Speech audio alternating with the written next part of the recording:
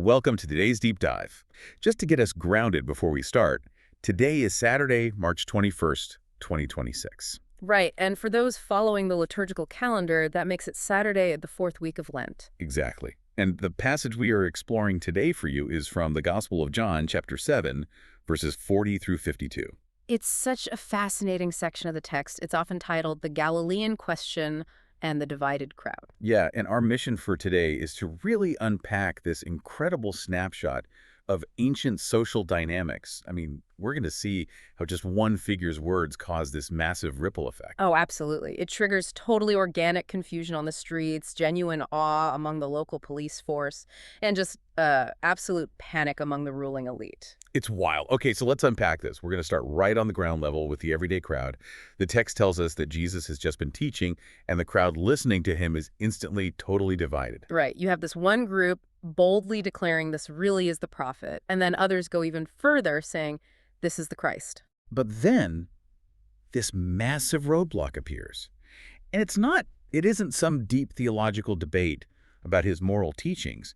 It's geography. Yeah, a totally different faction pushes back and they ask, is the Christ to come from Galilee? They just immediately pivot away from the actual impact of the message they just heard. Exactly. They retreat into these strict textual criteria. They start arguing that Scripture dictates the Christ has to come from the offspring of David and from Bethlehem, the village where David lived. I have to say, I'm really struggling to understand the crowd's reaction here. I mean, they're literally watching a man perform miracles. They're hearing him speak with this unprecedented authority. Right. But they completely pump the brakes because of his zip code. Was the prejudice against Galilee really that strong? Strong enough to just override their own eyes and ears? Well, to understand that, we really have to look at the socioeconomic dynamic between Judea and Galilee in the first century. Okay, set the scene for us. So Judea, where Jerusalem was located, that was the epicenter of religious, political, and cultural power. The hub of everything important. Exactly. It was wealthy, heavily structured around the temple system, and the residents there really considered themselves the true guardians of authentic tradition. Now, Galilee was about 70 miles to the north. So it was viewed as kind of the backwoods? Yeah, quite literally. It was agrarian, and it was geographically separated from Judea by Samaria. The Judean elites viewed Galileans as rural peasants with this distinct, somewhat embarrassing regional accent. Oh, wow. I didn't realize the cultural divide was that sharp. Oh, it was intense. Galileans were considered culturally mixed and just less rigorous in their religious education. Bethlehem, on the other hand, held the ultimate historical pedigree. Because it was the city of David. Exactly. It represented pure, royal, orthodox lineage. It sounds exactly like modern resume checking. It's like you see someone solve a massive structural problem at a company, but the board of directors refuses to promote them just because they went to a state school instead of an Ivy League. That is the exact mechanism at play here. It is a severe case of cognitive dissonance. The crowd is experiencing something genuinely profound, but they have this rigid, pre-written script in their heads about how leadership is supposed to arrive. And when reality doesn't match the script. The brain experiences immense friction. Resolving that friction takes real effort. You have to build a completely new mental model. So it is significantly easier for the human brain to just dismiss the phenomenon on a technicality than to admit its internal categories are flawed. That makes so much sense. They just let a geographical expectation override their lived experience. Yeah, and the text notes this division becomes so intense that some people in the crowd actively want to arrest him. But the passage adds this really curious detail, right? It says no one lays a hand on him. Right. The street-level chaos basically reaches a stalemate. The crowd is just too divided to act collectively. But that paralysis on the street, it doesn't just stay on the street. It creates an immediate logistical nightmare for the authorities. Oh, totally.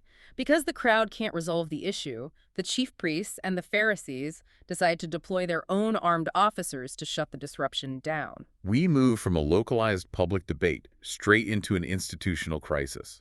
And I love this part. Imagine a modern SWAT team returning to their precinct entirely empty-handed. Just dropping their tactical gear and looking their boss in the eye? Yes. They look their furious chief of police in the eye and say, yeah, we didn't arrest the suspect because his speech was just too captivating. Which sounds completely absurd to us today. It really does.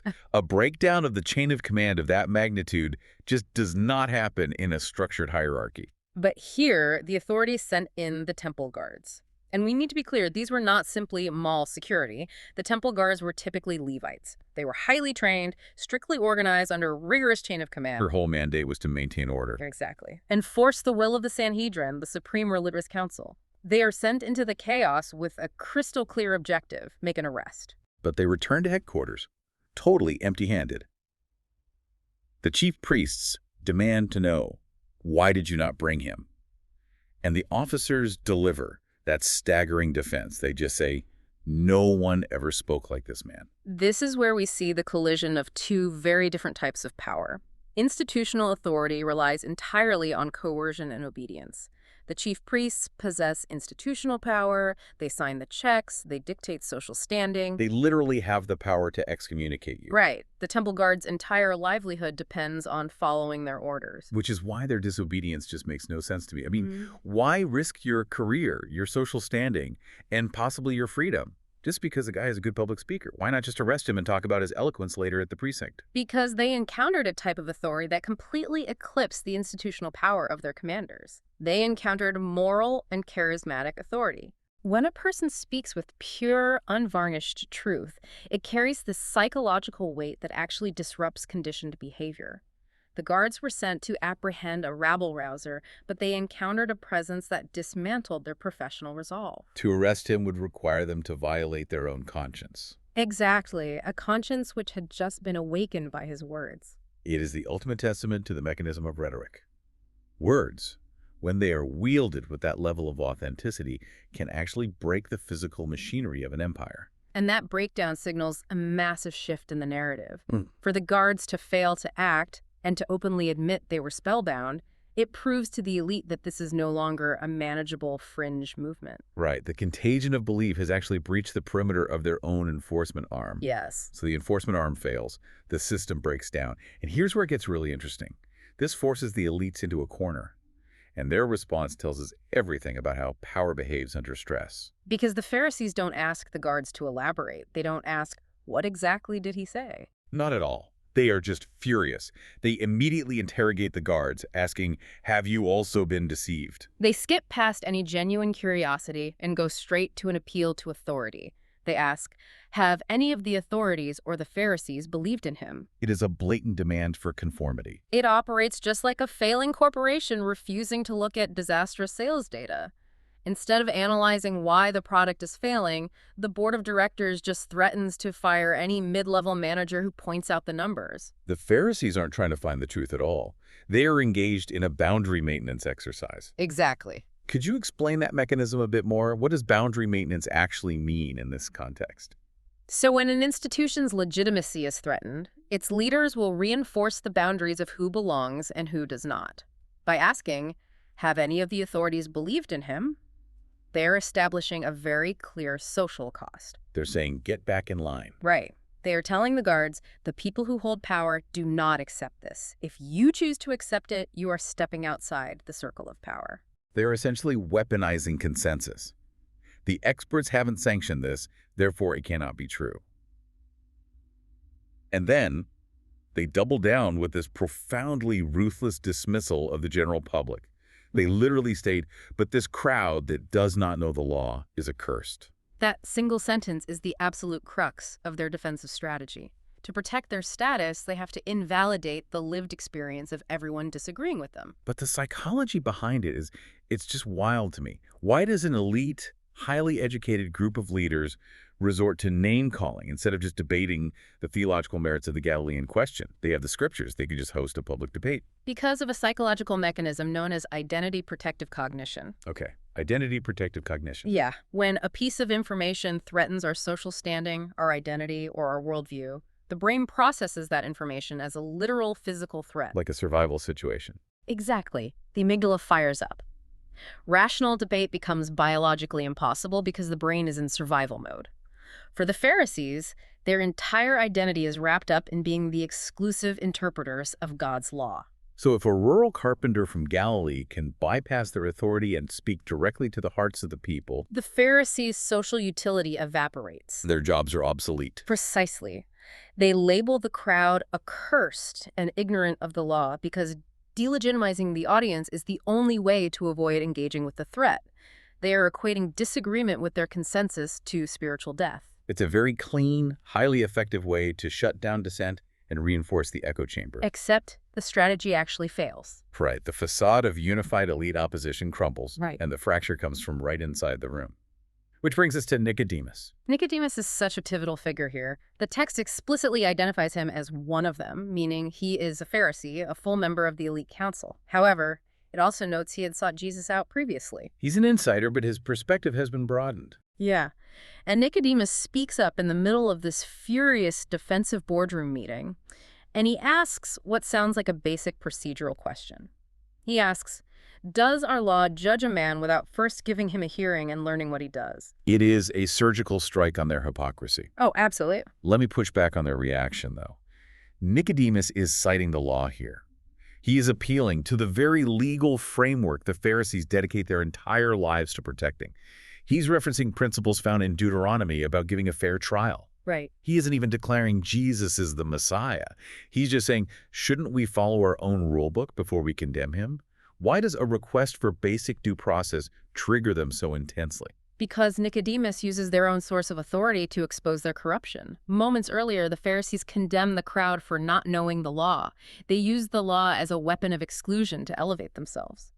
And Nicodemus points out that by condemning a man without a hearing, the Pharisees are the ones actively breaking the law. He completely flips the mirror on them. They claim the high ground of legal purity, but their actions are entirely driven by panic. And their response to Nicodemus just proves his point. When their authority is challenged by the exact legal code they claim to champion, they abandon the legal debate entirely. They don't cite a counter statute. They don't argue legal precedent. No, they pivot instantly to a personal attack. They say, are you from Galilee too? Search and see that no prophet arises from Galilee. It is the ultimate tell. Underneath all their elite theological posturing, their rejection is driven by the exact same base tribalism as the public they just called accursed. Yeah, they equate giving someone a fair hearing with being from the wrong side of the tracks. Are you from Galilee too? Operates as a high society slur in this context. It's an attempt to shame Nicodemus back into compliance. Exactly. They're saying, don't sound like one of those uneducated peasants, Nicodemus. Remember your class. Remember your status.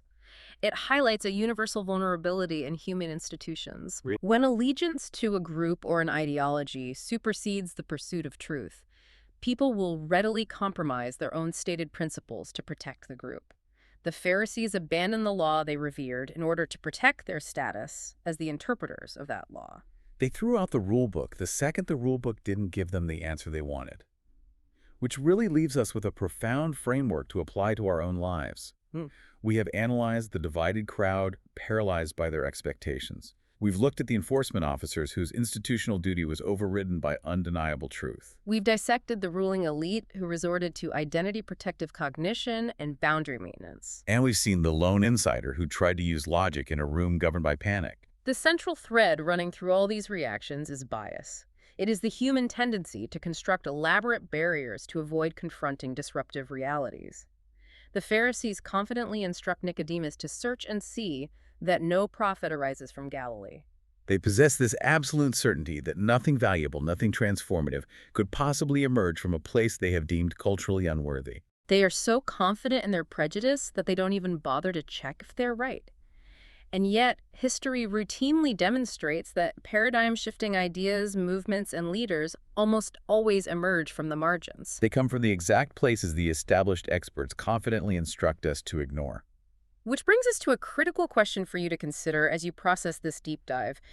When you encounter new information, a challenging perspective, or a person who does not fit neatly into your pre-existing categories, what is your primary mechanism of response? Do you judge the information on its actual merits? Do you give it a fair hearing, as Nicodemus advocated? Or do you instantly scan for a Galilee excuse? Do you search for a technicality, a regional bias, a resume flaw, or a lack of pedigree, just so you can safely dismiss the disruption without having to change your mind? We all have our blind spots. We all have places, concepts, or demographics that we subconsciously write off. Identifying those biases is the first step toward ensuring we do not miss the truth when it stands right in front of us. What Galilees in our own lives are we too quick to dismiss today? That is a challenging diagnostic for all of us to run on our own thinking. I mean, we build these boxes, we label them, And we assume we know exactly where the answers are supposed to come from. And in doing so, we might be blinding ourselves to the very realities we are desperately searching for. So true. Well, as we conclude this deep dive, I want to leave you with a short reflection and prayer tied directly to the passage we've explored today. I think that's a wonderful way to wrap up. Lord, grant us the openness of the officers to recognize truth when we hear it. Give us the courage of Nicodemus to seek fairness and due process, even when it is unpopular.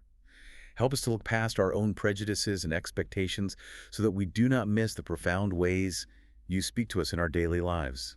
Amen. Amen. Thank you all so much for joining us on this exploration of the text. We hope it sparks some fresh insight into the mechanics of authority, the danger of our own expectations, and the boxes we force the world into. Keep questioning, keep seeking, and we can't wait to have you back tomorrow for the next deep dive.